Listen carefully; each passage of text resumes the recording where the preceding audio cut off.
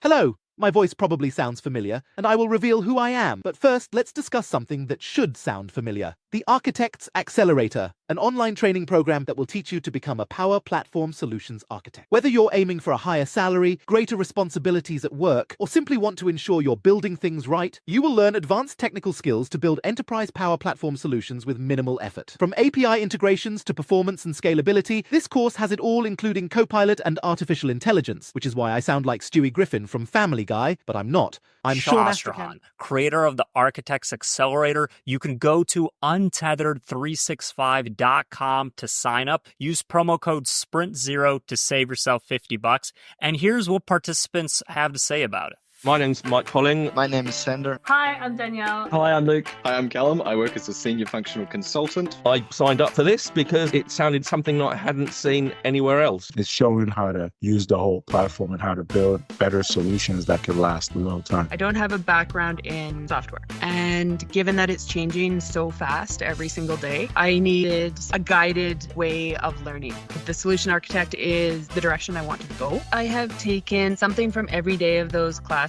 and have applied them to my work. Go to untethered365.com, promo code SPRINT0. Hello everyone and welcome to the Sprint Zero podcast. My name is John Russell and I'm here with my co-partner crab in crime, Mike Gowland. Hello Mike, how are you? Hi John, I could tell you were about to make a mistake there because I could see the show notes say my name. Mate, I'm one step ahead. Nice save. Yeah, thanks. Nice save. It helps that I can read. Today we're joined by Sandra Koutzenko, a seasoned leader in the Microsoft ecosystem and the head of the Microsoft Learning Partner Practice and 365 Talent Portal. Sandra's work focuses on talent development, particularly in the Microsoft space, and she has been instrumental in guiding individuals seeking Dynamics 365 cross-training. In addition to her professional roles, Sandra is a content creator, a speaker, and she shares her expertise on Microsoft training methodologies, talent strategies, and partner practices. Her journey as a non-techie woman in tech is both inspiring and insightful, and we're excited to delve into her experiences today. Welcome along, Sandra, and your lovely cats. How are you? I'm very well. Thank you for having me. Nice. And I think we met the first time when we came to a session of yours at Paddington, right? Yes, about user training. Yeah, it was very good. And I really enjoyed that. And it sparked us to come and speak to you and get you on here. So yes, that was the first thing we did. Yeah, I'm very grateful. That was a really nice surprise at the end of the session. Nice. Well, we finally got you here. So, Sandra, welcome to the podcast. Can you tell us a little bit about how you got to where you are today? John mentioned that it's insightful, inspiring and insightful, so we'd just like to hear from you. No pressure. No pressure. No pressure. So, how I got to where I am today, that's kind of a mix of chaos, chance, and only a tiny bit of intentional planning. I'm one of those people who doesn't have a big talent or a big passion.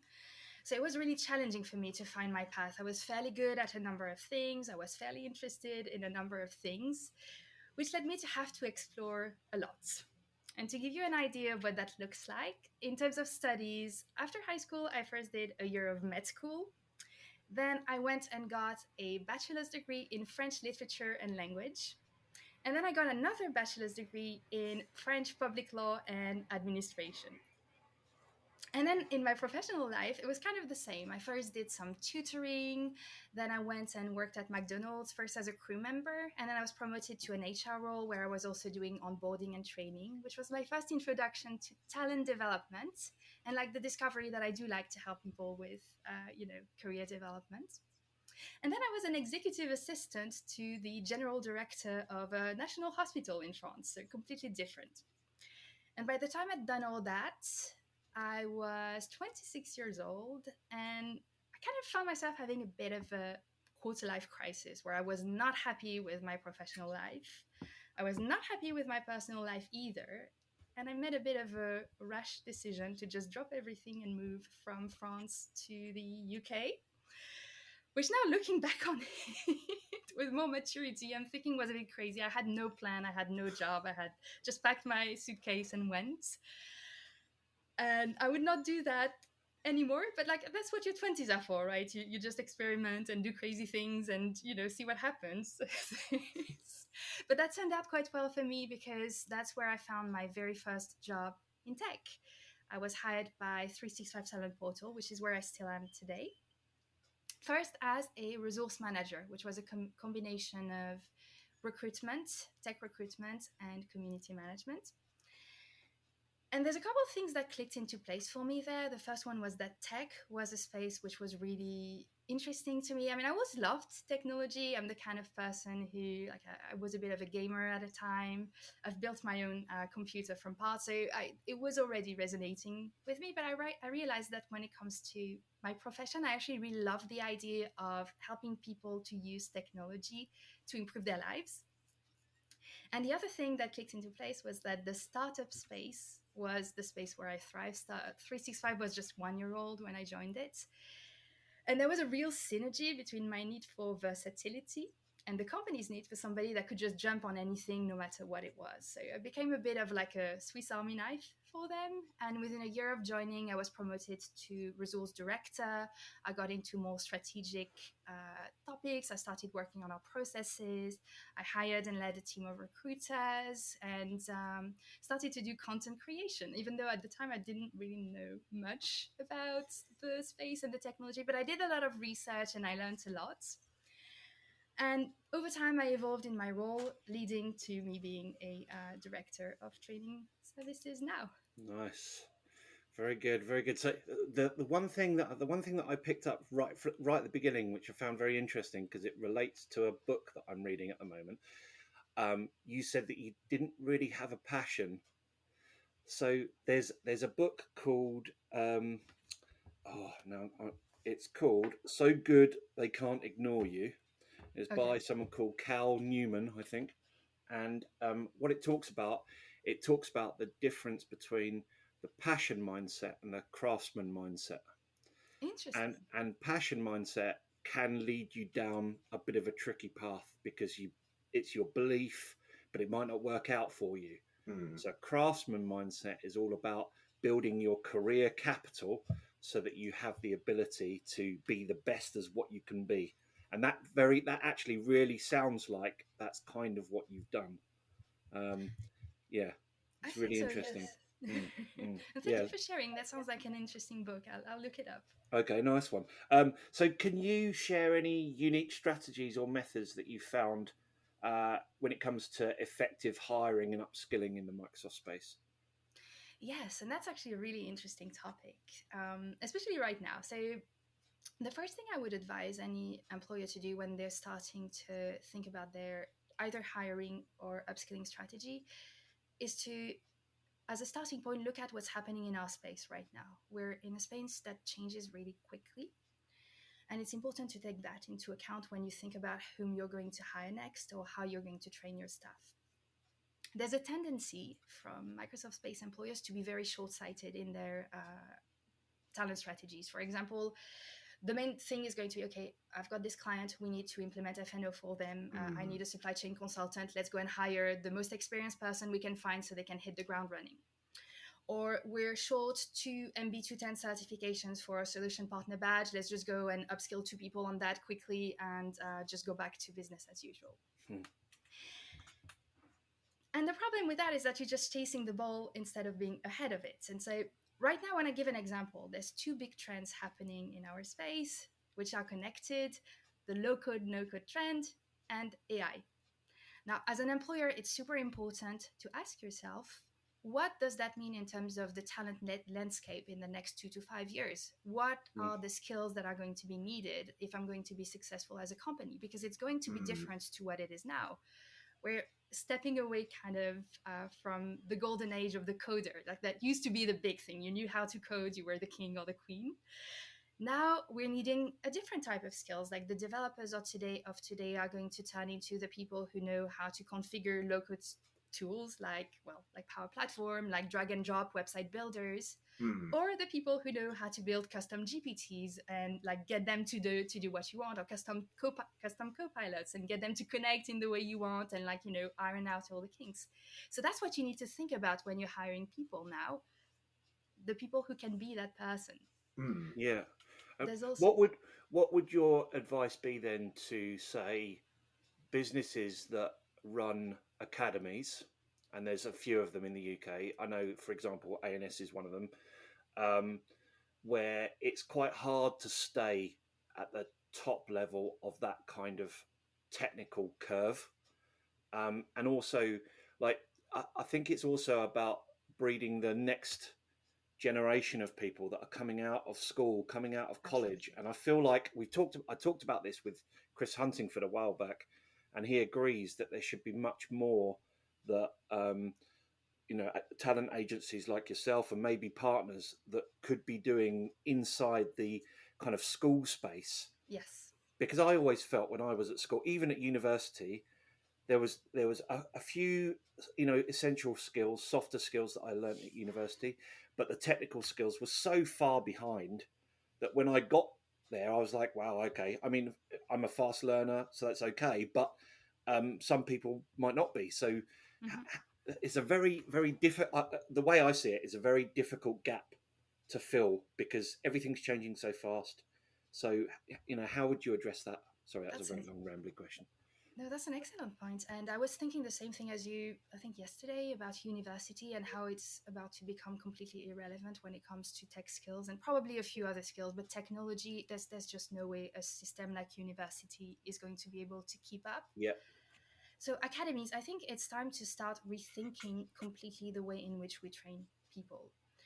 We're already seeing a challenge right now with Microsoft content, which is updated about once every 6 months, the official content. And even that is not really keeping up with the pace of the technology. And it's also really heavy, right? In terms of having to, like, all the changes you have to make constantly to the training.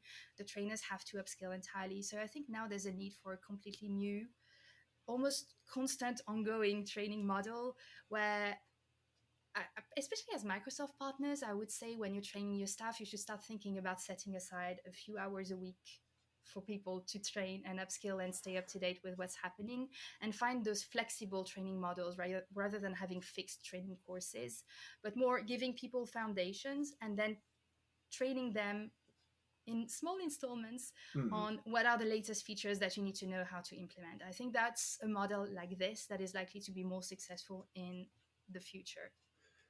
So how would that? We talked about the on-training element, but what about those who are just starting out? So would they need like a baseline to train to, so. and then they would have these like basically updates on top that they would then have to consume? That's my thinking right now. So, and to be honest, I mean, obviously, as a learning practice leader, that's something we're thinking about very seriously because we are seeing that the learning models of now are becoming outdated, and so we are wondering how are we going to adapt, how are we going to change our service offering. I can't say we have it fully figured out yet, so I can't give you this is our solution, but I can say yes. I think you need some fundamentals, and to find a way to pinpoint what would be the fundamentals that will be staying fairly similar, that would allow people to get started, that you don't have to update every month, but maybe once a year. And then on top of that, to offer ongoing training on the latest capabilities of the technology. So the exact how, I'm not certain exactly what's going to happen there, but I definitely think this is a direction to think about. So I don't think the fundamentals necessarily are technical. I think the fundamentals are these essential skills, like how to talk to people, how to build rapport, how to build trust, all of those kind of things, which I don't think I really was taught at university or school. But I think that could be the foundational baseline model. And yes, some of that is quite hard to teach and sometimes might be hard to get funding because people might see that as not exactly as a core skill. But I think most people, given enough exposure, can learn the tech. That's very true. But the essential skills I think are harder to teach. It's more about psychology. It's more around addressing people's needs, working out how to get to return on investment, how to get to value quickly by asking the right questions. Do you think those essential skills are more for a consultant? So no, I think they're for everyone. For everyone, yeah. Because I'm thinking I use them in parenting. Yeah. I'm thinking more of those who are starting out in the industry and may start in a developer or functional consultant role, Mm. and whether they need that full developer skill set, or whether maybe there are still some fundamental things that you need to understand about. For example, Power Platform. That's what we specialize in, right? Yeah. But there has to be something that you start off with there. I know you get it over time, but you couldn't go from zero to setting up a Power App and Power Automate flow and constructing a data model. You wouldn't do that. You'd still need some baseline training for that as well. Yeah. So I think there's like a mixture, isn't there? There's a bit of both. So Sandra, I picked up on something you said there about pro code and the fact that the pro coders today will be the people configuring the low code platforms. Do you think there's going to be a need for pro code in the future? So you mean developers when you say Yeah, code, right? yeah. So I don't see developers disappearing immediately, just because AI still has a bit of a way to go before it can entirely take care of all of the coding needs that we have. Yeah. What I see is that it's probably going to shrink over time, the actual coding needs, because AI is going to be able to do more and more and more and more with our tasks until eventually it disappears. I can't say what's the time frame, but I don't see that being like, I don't see a situation where next year there's not going to be anybody who needs to know how to code.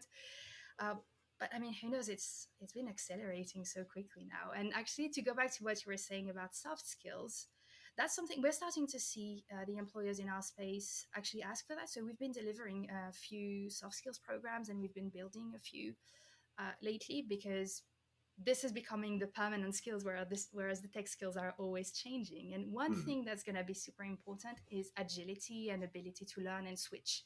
There's not going to be any more path where you go into one technology and this is what you do for the rest of your life in exactly the same way. Everybody is going to need to have that agility of switching, adapting, learning, and doing this their whole career. And I think that's true for any role in tech, right? You can't, you never stay still in tech. Absolutely. I think we were actually talking to a guest of ours a few weeks ago. Was it John? And they were talking about their boss had bought in it, or so something they knew. Their boss had bought in a massive server, but didn't enable virtualization because they didn't believe in it.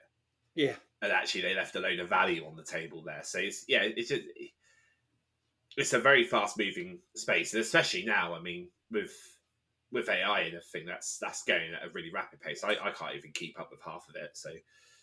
Nobody can. And imagine the end users. I mean, you're actually in the space, in the core of the space. So that's another potential crisis that we see in the training area is user training, and how are end users going to keep up with the way the technology is evolving. Yeah. How are they supposed to do that if we struggle? Exactly. Like it's very difficult. And do you think people's answers to that at the moment are, like the big tech companies' answers to that is just add a chatbot? I don't think there's really an answer. I think for now, everybody's kind of just stuck into the track where they are and just not really doing what needs to be done. And that's been always a challenge in our space ever since I've been there. I've noticed people tend to get attached to the old way of doing things, which is so interesting in such an innovative space, because we have a lot of innovation, but then when it comes to talent, people are stuck in their ways. It's for hiring, we've had the same issues for the past 10 years, and it's continuing. And for training, it's the same. And user training and user adoption in particular, I can see from what I'm hearing going at conferences that the view that's being shared by the experts in the field is very outdated and very static, and is not at all adapted to addressing what's about to happen, especially with AI. So that's also an area we're exploring as a company, and for me, a big thinking point right now, how to fix that, because it's going to be very important. I think one of my concerns as well, because I see it in how I kind of work, is that like me and Mike, when we first got into kind of like looking at AI, we really went quite deep into the theory of it to really understand it. And I think there could be a time where, say ChatGPT 5 comes out, right, which is potentially, it's multimodal. It's going to be quite a big leap forward from 4.0, for example. Whether or not people are just going to bypass that learning step They go straight to ChatGPT 5, does everything that it needs, and they don't actually need to look under the hood. And there's no desire to look under the hood. I think that's a bit of a worry. I think that's a bit of a concern. But I think is that not true though? Like of people today, I think there's a lot of people who just use AI but don't actually maybe don't have a clear understanding of how it does work. Yeah. So maybe especially already. Yeah. There's a lot of books coming out on Amazon where people have literally just prompted for a book. It'd be like an unofficial autobiography of someone, and they literally it's completely AI generated. They generate some cover art for it, and then just whack it on Amazon. You can always tell the LinkedIn posts because they're like really emoji heavy, and there's normally a rocket. And there's a certain tone as well, right? Yeah, there is. AI has. You can usually tell. It's amazing how the brain kind of tries to pattern match it. Yeah, we've talked about that before, haven't we? About really how we seem to be able to spot AI content from a mile off just by the pattern. Yeah. Absolutely. And I think that's also a shame because that's not really what AI is supposed to do for us. No. It's not supposed to take over things like book writing. It's supposed to take over things that are less interesting so we can spend more time on book writing. There was someone sent a letter into one of the newspapers and it said something like, I don't want to, so we're using AI to create things and do things and fix things, but really all I want is AI to help me take the bins out. And I know I've mentioned that before, but that's the kind of mundane task you want it to be able to do. So you know what? I actually found the source of that. Oh, nice. Because I am using it as part of a session. And Mike. It's right here. I don't know if you guys can see that. It's Joanna. Yeah, I can't even pronounce her surname, but she's an author, and this was the quote. You know what the biggest problem with pushing all things AI is? Wrong direction. I want AI to do my laundry and dishes so that I can do art and writing, not for AI to do my art and writing so that I can do my laundry and dishes. That's really good. Yeah, it is. It's 100. It is the most. I saw a comment on Twitter, X, whatever we're calling it today, say that this is the best take on AI now, like ever. Yeah. And I think what is gonna change there is the physical aspect of AI. At the moment, it's text generation, image generation. When that combines with robotics properly, that's when they're going to be taking the bins out, and I'm getting two. And they're We've sent you so many solutions to take the bins out, John. That I know. I think I might have to look into it, doing it myself. Not the bins. You could just put a Roomba underneath one that would do it for you. You don't need AI. I bought a Roomba just to put my cat on it. Right. Anyway, moving on. So, Sandra, could you share some memorable experiences from your journey as a mentor and what advice you would give someone looking to build a successful internal mentoring program? Yes, absolutely. So let me just start with a quick background on this. My mentoring is, obviously I do a little bit of internal mentoring as part of my leadership responsibilities. That's something we like to do as a company. But in addition to that, I volunteer as a mentor for a French nonprofit that's called ALBA, whose focus is to support women from a disadvantaged social and economical background to build financial independence through career empowerment. And so as part of that, I'm mentoring a wonderful young lady whose name is Betty. And there's a lot of wonderful moments. I mean, every time she's successful at something, I feel so happy. Nice. But to share one really good memory that stood out is that last year we were invited to a seminar that was organized by ALBA, where we were asked to get up and speak on stage just to share a little bit about our experience with the mentor and mentee relationship. And that was lovely because first, it was our first time meeting in person. Since she lives in France, I live in the UK, we were only ever communicating virtually. And we spent a lot of the day together rehearsing what we were going to say and practicing for our time on stage. And it all finished with us getting up there. And she was so good there. She's a really eloquent young woman, and she was so confident speaking in front of, it was quite a large room as well. So it was a really just proud moment. And it was also lovely because we were talking about all the things that were great about our relationship and how it was, what it was bringing to each of us. That's kind of a good moment to reflect on what it is that you got out of it, what it is that you brought to the other person, and very fulfilling. Very fulfilling moment. And so, as for company, what companies should do to build an internal mentoring program. So, in our space, I've observed by working with companies, I think the first thing you should do is make sure you understand what a mentor is supposed to be, because many of the Microsoft Space employers, when they think of mentors, what they do is they think, okay, so I've got this junior resource that's just come in.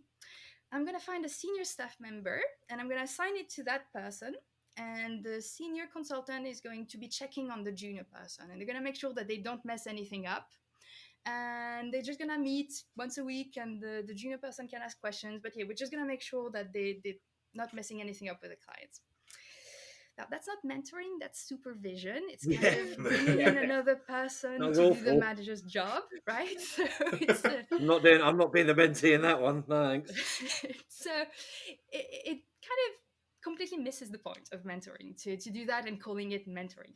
So what you should do instead is just try to understand that the point of a mentor is really more about supporting somebody's career development, helping them to set career goals, helping them to work towards those goals, giving them feedback on their professional posture and all the things that can help them to thrive in the environment where they are. That's actually much better than just another person in addition to the manager keeping an eye on the junior person, because it makes them really committed to your company. It makes them see things in the long term. It makes them much more motivated. So everybody wins. But yeah, the first thing is understand what's a mentor and actually set up a real mentoring program. And the second important thing is to think about the results you want. And not many companies do that. Like you're setting up a mentoring program. Why? And what do you want to see in your business as a result of that? Is it a lower turnover? Is it more client satisfaction because people are more committed? Like, what are the specific things and how do you measure it with numbers? Like, you want to reduce turnover. Okay, by how much? 10%, 20%? Like, what is the number? How will you measure that your mentoring program is succeeding? And tip number 3, to finish, train your mentors, because it's not a natural skill that everybody's going to have, and especially consultants in our space, they have typically other skill sets. There's not very many who would be natural mentors, just because like on the technical side you're more focused on other things. It's just that some people will be great, but overall it would be people that need training. And everybody would to an extent anyway to become a good mentor. So just take some time. It's like it can just be a 1 or 2 day course about building basic mentoring skills to make sure that your mentors are equipped to support your junior joiners. So I think it's not. Sorry, I think it's also important to have some kind of like a mentor-mentee contract, because that's a good point. Yes, because I've done this before, and I actually learned this one from doing some volunteer work for. There's a charity in the UK called the Silver Line, and it's about people who are over the age of 50 who don't have any close family or friends, and you effectively become what's called a befriender, and every week you would speak to the same person. And you're talking to people who could be like in their late 50s, sometimes in their early 80s, etc. And they, their way into the world is maybe only this conversation that you're having. So the training there was very much around, there may be a time where the values that you share and the values that your person that you're speaking to don't align. And if that's the case, that's fine, and it's okay to say, I'm sorry, this is not working. So it's about having that respect and that kind of contract between the two of you to know that you can say, I'm sorry, no offense, but it's not working. And that's what I did there. And then I went on to speak to somebody else, and that ended up in being a 3-year weekly call situation. So yeah, I just find that part interesting as well, and that respect element. Yeah. Do you think a lot of businesses that want to implement a mentoring program also consider the fact that their mentees, once they get upskilled, may want a better compensation package? that's the eternal debate, right? Mm. And there's a quote on LinkedIn. I can't remember. I can never remember who actually said that and whether there's actually it's attributed to somebody. But it's two senior execs talking. One says, "Oh, what if we train people and they leave?" And the other one says, "What if they don't? What if we don't and they stay?" Mm. There's always a risk that your employees might leave. You invest into somebody and they might go. I think the best way to prevent that is to treat them as well as you can. So make sure that you actually provide the career opportunities, make sure that you provide good salaries so that they don't have to change jobs to get a raise. And usually you're going to have a good chance of building loyalty. Another thing is how you hire, hiring for culture fit, hiring people who will actually be happy at your company. And if you put all that in place, you can actually get into a situation where you have a low turnover. Because you know what? It's not cool to look for a job. I mean, nobody likes to go and look for another job. No.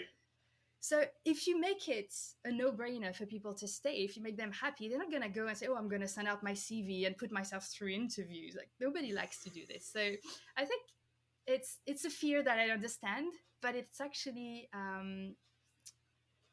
not the way it works out in reality. Mm. I just unlocked a memory of when I was looking for a job before I joined A&S, and I think I went through about 5 or 6 interviews and got 5 rejections, and that was over the course of 5 months, I think, actually.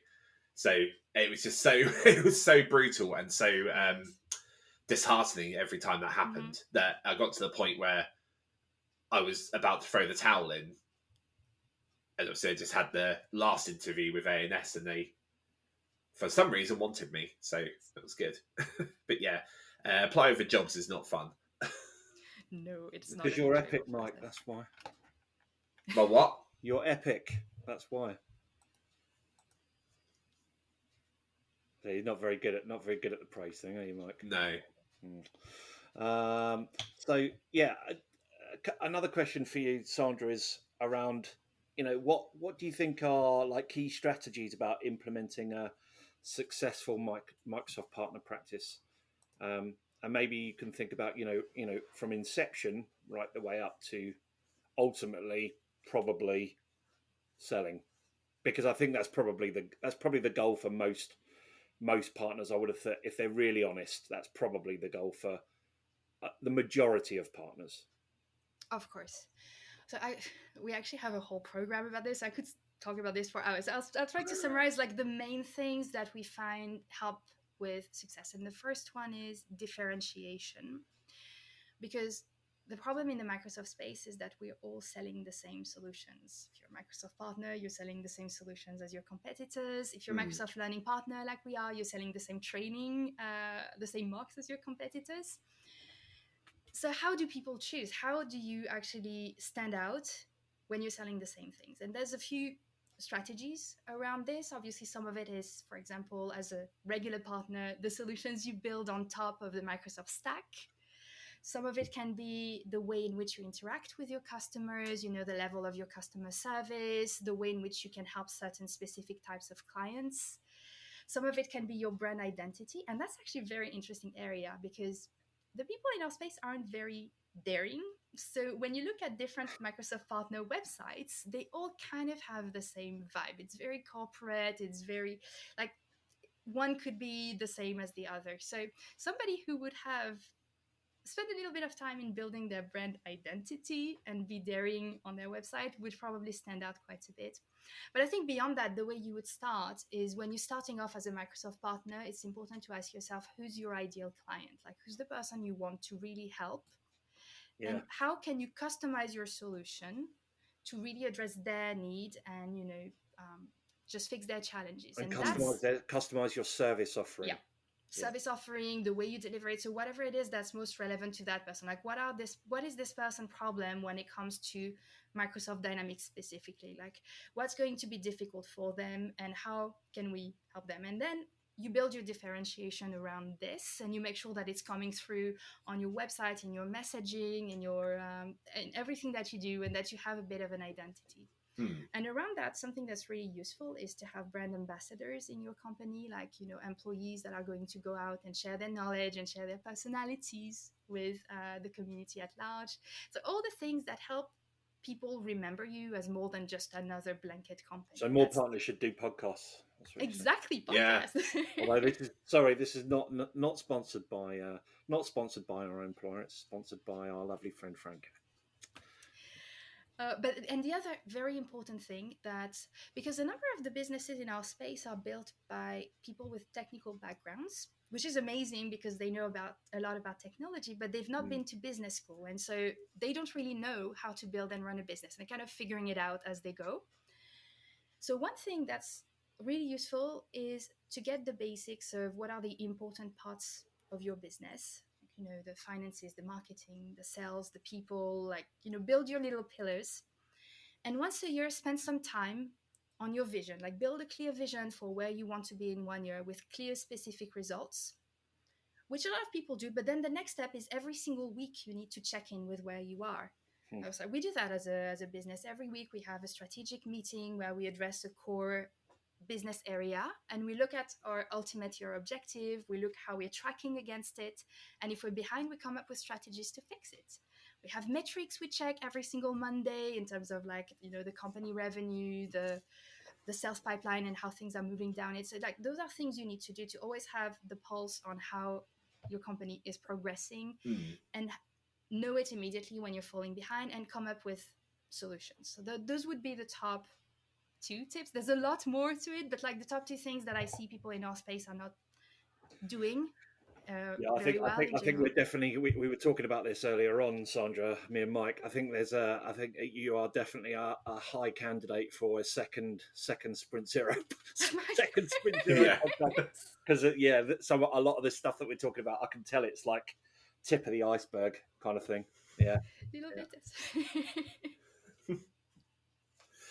bit. So, Sandra, as a non-techie woman in tech, what have been some of the challenges and triumphs in your journey, and what advice would you give to other women entering the tech space? All right, challenges. Well, first thing I want to say is, as a woman, I feel I've been really lucky in my time in space, in tech. You've been to space? In space, I would love that. Amazing, yeah. Wow, that was great. Where did that one come from? That was really good. Wow. I think I was wanting to say tech space and I missed the T. Oh yeah, okay, yeah, cool. So in my time in outer space, I've been very blessed with. Wow. But so I think one thing is that the company that I'm in is majorly, well, it's women-led, and actually for most of the time that I was there, we had more women than men on our team. Right now, we just have one young man on our team who's here part-time, so we're almost only women. And obviously that takes away a lot of the challenges you would normally have with gender discrimination when you're a woman in a company like this.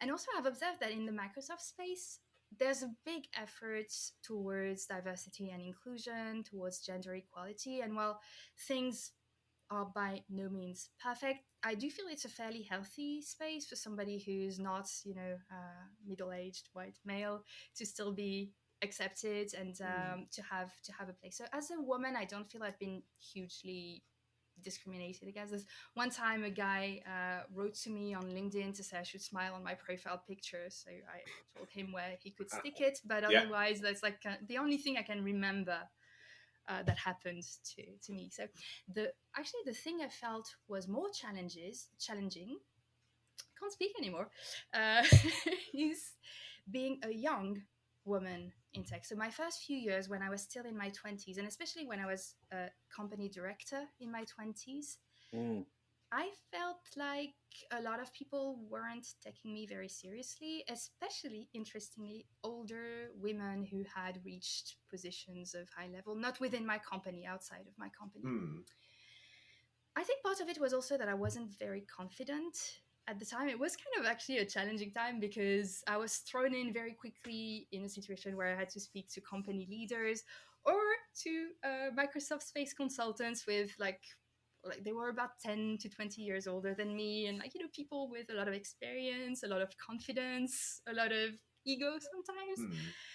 So maybe that didn't help. And I did feel in a number of conversations that that was a challenge, and that shifted a lot over time as I got older and also as I gained more confidence. I do think, and I took my share of responsibility, going that, yeah, when you project confidence, people treat you also with more respect. So I worked on that, and that also helped quite a lot. But I think youth potentially is something that's still not being taken as seriously as it should. I've had somebody else actually raise that to me, a man. So that might be more of a challenge. I think that is starting to shift, though. I think so. One thing that I've always really been interested in is if I get the opportunity to try and work with younger people. So at a previous job, we used to do kind of tech webinars kind of thing, where it was basically like hackathons really, but they called it something else, and kind of just being in the room and helping them technically. And they were all, they were all graduates, just come out of university, and they were all confidently speaking to CEOs, CIOs, presenting. And I thought, there's no way when I was that age, I would have really struggled with that. And they absolutely were smashing it. So, yeah, I think sometimes younger people get a bit of a hard time, and I think it's probably a bit unnecessary. Like, don't worry about the age; just look at what they're doing, and have a bit of belief in them. Yeah, yeah. And you can get really useful insights from somebody who's younger and comes in with a different perspective as well. Yeah, yeah. I mean, I talk about my kids quite a bit on this, but yeah, my kids are like that. Like sometimes they come out with things, they're 7 and 5. And it's like, sometimes I'm like, well, maybe need to be a little bit more like them, I think. Kids come up with the best things, don't they? my son came up with something amazing the other day. And I think he's going to be a comedian when he grows up. So brilliant. Last Sunday, my wife ran a 5K run, ran all the way through. We're extremely proud of her. She got a really good time as well. And at the end, she got a medal, but they also were handing out bananas to obviously refuel yourself. My son sees the banana, and what does he say? Mummy, want a banana? That's great. Because technically it's true. Yeah. I didn't get a banana, but I didn't run. Amazing. So, Sandra, I don't know if you've listened to any, and this is not a judging thing, but you might have listened to a Sprint Zero podcast before. But we have a specific section that we ask all of our guests called Uncomfortable Corner. Uncomfortable Corner.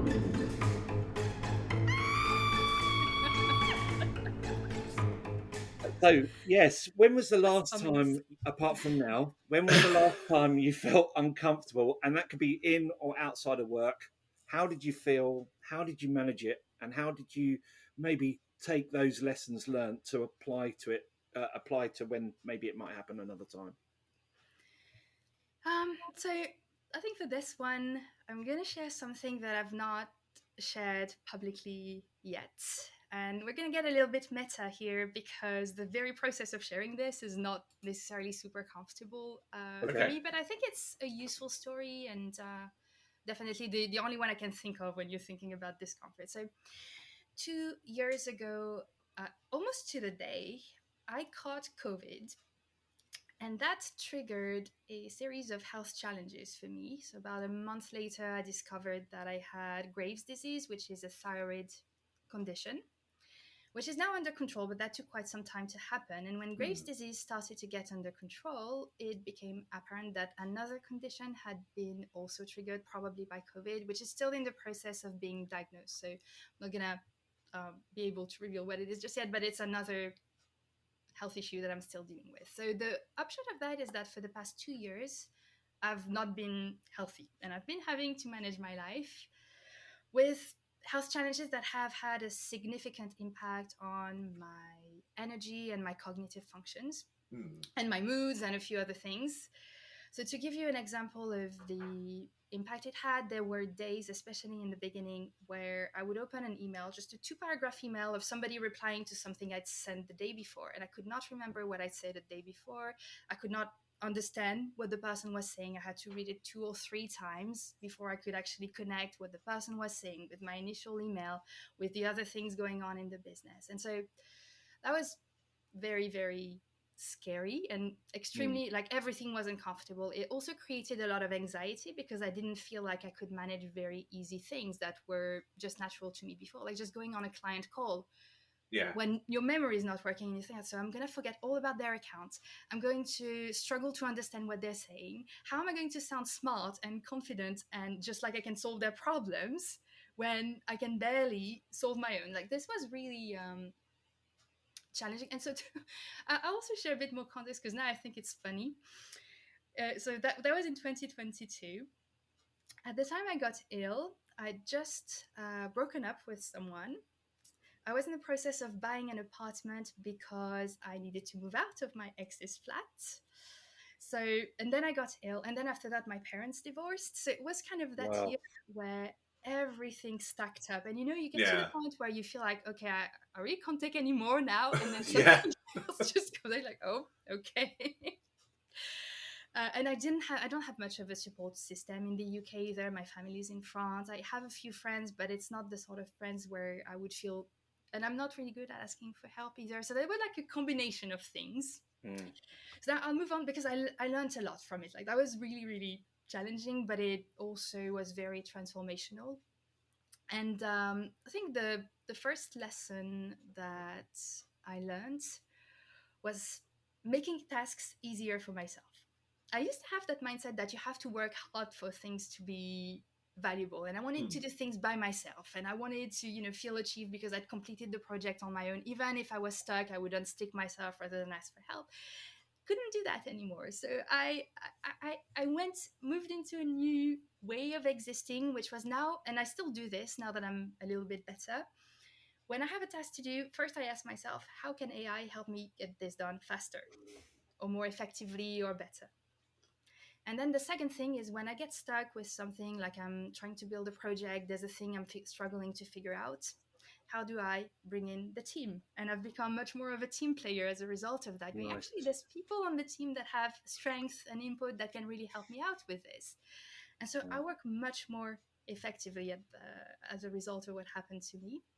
And the other thing was focus, because when you're struggling to manage the smallest things, you have to be very focused when you're going to achieve things. Yeah. So I actually built a whole system, like, you know, the business system that I talked about, where we set vision and we have different business categories and we track them. I built that for my life as well. And I use that as a way of staying focused on what is it that I truly want to achieve. And when I have limited resources, limited energy, limited cognitive functions, I focus just on what's most important, and I make sure I do at least one small thing every day.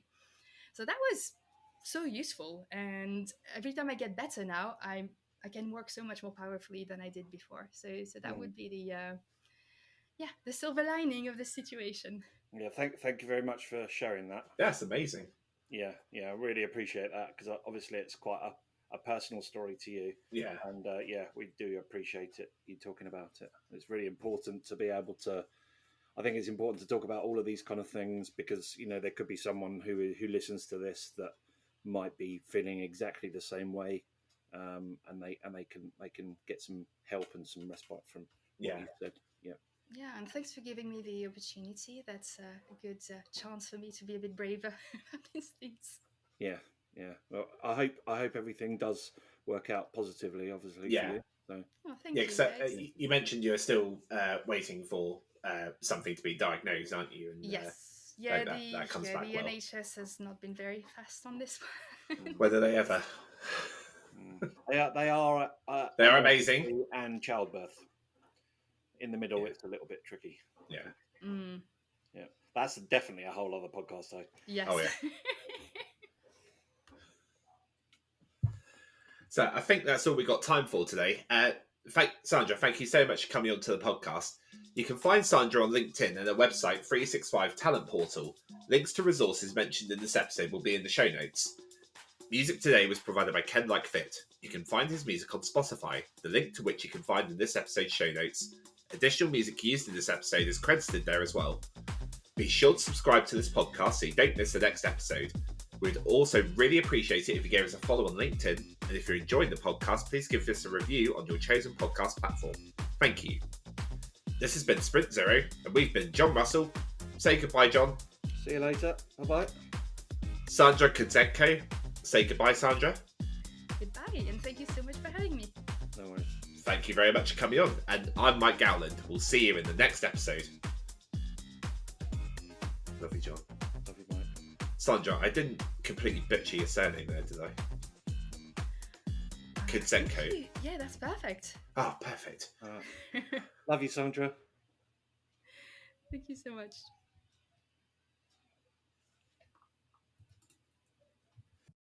I'm Sean. I run the Architects Accelerator. It's an 8-week training program to help you become a solutions architect. Now, I'm not going to sit here and tell you how awesome it is. We're just going to hear from previous participants. My name's Mike Colling. My name is Sandra. Hi, I'm Danielle. Hi, I'm Luke. Hi, I'm Callum. I work as a senior functional consultant. I signed up for this because it sounded something that I hadn't seen anywhere else. And that's what I liked about this course, is that we were focusing about taking the right requirement and proposing to the customer the right solution. It's showing how to use the whole platform and how to build better solutions that could last a long time. I don't have a background in software. And given that it's changing so fast every single day, I needed a guided way of learning. If the solution architect is the direction I want to go, I have taken something from every day of those classes and have applied them to my work. Found it really useful and I really enjoyed it. Use promo code SPRINT0 to get $50 off.